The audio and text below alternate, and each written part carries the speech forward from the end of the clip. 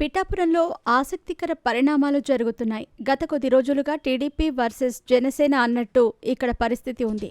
Party ఆవిర్భావ సభలో నాగబాబు చేసిన ప్రసంగం అభ్యంతరకరంగా ఉంది. నియోజకవర్గ నేత వర్మను అవమానించేలా ఉంది. ఇది ఎంతమాత్రం టీడీపీ శ్రేణులకు మింగుడు పడటం లేదు. అయితే ఇప్పుడు అదే నాగబాబు ఎమ్మెల్సీ హోదాలో పిఠాపురంలో అడుగుపెట్టారు. ఇక్కడ వర్మకు మద్దతుగా నినాదాలు చేశారు టీడీపీ శ్రేణులు. దీనికి జన సైనికులు కూడా కౌంటర్ ఇచ్చారు. దీంతో పిఠాపురంలో మరో రచ్చ కనిపించింది. కానీ ఇరు పార్టీల నేతలు సముదాయించేసరికి పరిస్థితి సద్దుమణిగింది. నిన్ననే మెగా బ్రదర్ నాగబాబు ఎమ్మెల్సీగా ప్రమాణ స్వీకారం చేశారు. ఆయన నేరుగా పిఠాపురం నియోజకవర్గంలోకి ఎంట్రీ ఇచ్చేసరికి టీడీపీ శ్రేణుల్లో ఒక రకమైన అనుమానం ప్రారంభమైంది. ఇది పూర్తిగా రాజకీయ ఆధిపత్యం ప్రదర్శించేందుకేనని అర్థమవుతోంది. నాగబాబు పిఠాపురంలో పలు కార్యక్రమాల్లో పాల్గొంటున్నారు. అన్నా క్యాంటీన్ ప్రారంభించారు.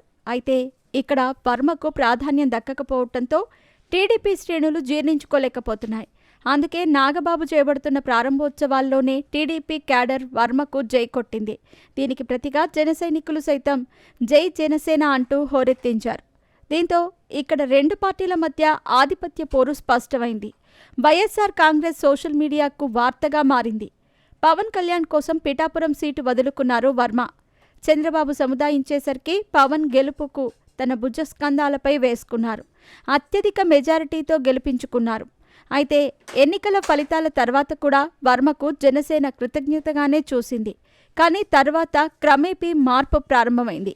జనసేన ఆవిర్భావ సభలో నాగబాబు చేసిన వ్యాఖ్యలతో గ్యాపే పెరిగింది.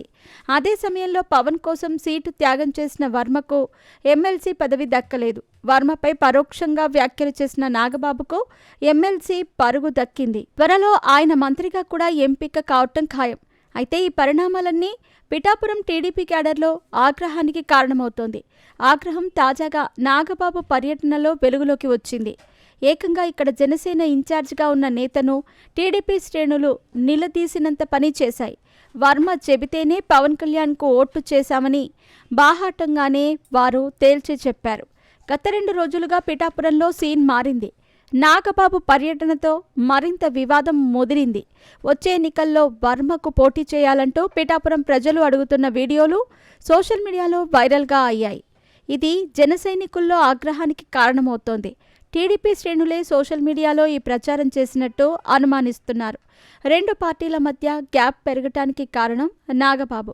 ఇప్పుడు అదే నాగబాబు పిఠాపురం పర్యటన మరింత రచ్చకు దారితీసింది. మునుముందు ఈ పరిణామాలు ఎలాంటి పరిస్థితులకు దారితీస్తాయో చూడాలి.